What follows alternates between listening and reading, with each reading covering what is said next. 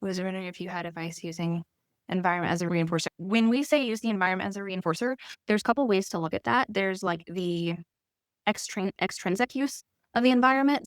For example, let's say you guys are in a forest or the woods or whatever. You could pick up a stick and use the stick as the reinforcement. That's one way of using the environment as a reinforcer. Okay. Another way of using the environment as the reinforcer is actually just intrinsically motivated. So the dog just enjoys being in the space so much and loves, smells and loves being in that world so much that you letting them off the leash and just saying, go off, just go do the thing is acting as the intrinsic reinforcer. Now, the goal is to try to get as many behaviors or, for lack of a better word, like a desired good behaviors that we want for our dogs. The goal is to get those as close to intrinsically motivated as possible so that you don't have to use extrinsic reinforcers. And that's what I get kind of frustrated when I hear people say, like, oh, you always have to use treats for the rest of your dog's life. And it's like, well, it kind of just depends, to be honest. Like everything else, it just depends on the dog in front of you. Because there are some dogs that are so intrinsically motivated, especially by the universe, and they just love being in the world, or they just love having that social interaction with mom and dad, that like, actually, you really don't have to use treats for the rest of the dog's life. Ironically, though, those are the dogs that kind of give the rest of the dogs the bad reputation because they kind of set the bar so high. And then the kind of the dog that comes to mind is that like traditional golden retriever that like there was never really any formal training. They just always knew to hang out at the front yard and they never really wandered off. And it was just crazy how they just always did what we wanted. Okay, that's a dog that was intrinsically motivated. It's not a dog that had any special training power. It's not that those guardians are just like whisperers that every other guardian should aspire to. Like, no, no, no, no. It's none of that. It's that that dog is intrinsically motivated, right? And so for Team Waffles, when you initially asked the question of like, how can we use the environment as reinforcers? Now that you see the distinction between like an external reinforcer such that you're grabbing a stick and using that as the reward versus an intrinsic reinforcer of like you're just existing in the universe. When you initially asked the question, what type of environmental reinforcer were you asking about initially? The intrinsic. Yeah. So my challenge for you as Waffles guardian, right? I want you to look into your future life with Waffles, a year from now. And I want you to think, when are the times when I don't actually want to have to give a formal reward? I just want my dog to exist and live his best life, right? I just want you to become more observant of what are the things that you actually are going to have to truly transition from a treat into something more vague as a reward versus when are the things that are just going to be life and it's just going to be intrinsically rewarding. Like we're just going to hang out in the front yard or we're just going to hang out at like the woods or something. It does make sense. I think it's more about how to use sniffing when he values that over treats outside. So for loose leash walking example. So to me, if you have a dog that's telling you he needs to sniff, then you probably shouldn't be asking for a loose leash walk. You should be playing follow leader. And you should be focusing more on enrichment. The other thing that I would be looking at is if a dog, sniffing is not always a calming behavior. In some cases, I think it can be calming. And in other cases, I think it can be stimulating and over-arousing. The perfect example, I've worked with a lot of dogs like this, but perfect example that comes to my mind. I worked with a dog named Keith a couple of years ago, and he was notorious for when he was sniffing, he was actually becoming more stimulated and more aroused, and it was not helping him at all. And so we had to be very intentional about where and when and how we let him sniff, because if he increased his sniffing, he was more likely to become reactive, more likely to become anxious. So my follow-up for Waffles would just be, are we confident? And what evidence do we have that the sniffing is soothing him? And if it is, great, but then we shouldn't be using it as a reinforcer. It shouldn't be held as like ransom. It's enrichment. Think of it in the same way as he needs to pee, he needs to sniff. Sniffing can be either arousing or calming for Pepper. Yep, she's reactive. Yep, exactly.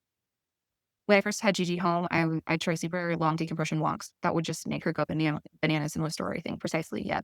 Pepper often goes after mystery food in the park. She's always loved foraging. Is leave it appropriate for these situations once we build up that, or would another approach be better? That's a great question. And I love that you put in parentheses once we build up to that, because that's absolutely true. And secondly, I definitely think it depends on what the intention is. If the intention is to really remove mental cognitive struggle or bandwidth and just let her rest her brain and be a dog, then you would not want to practice leave it in that condition. If the objective is let's get her neurons firing, right? Let's really ask them to think hard and control themselves. And let's make her work. Okay. And we say this with love because some dogs love working. If the objective is to let her work, then that leave it could be very beneficial. So to me, the real question isn't, is leave it appropriate? Is it not? It would come down to, what is the purpose of this moment? Is the purpose of this moment for her to rest her brain and just be a dog and forage and self-soothe? Or is the objective to get her to be more of a critical thinker and really fire up her neurons and, work some puzzles out? I want her to not eat the mystery food. She loves to work, but she also loves food and has allergies. So in that case, then the same rules apply, to be honest. If the goal is for her to rest her brain and be enriched, then we need to be making sure that the environment is conducive where she's not going to eat mystery foods and she's not going to experience that.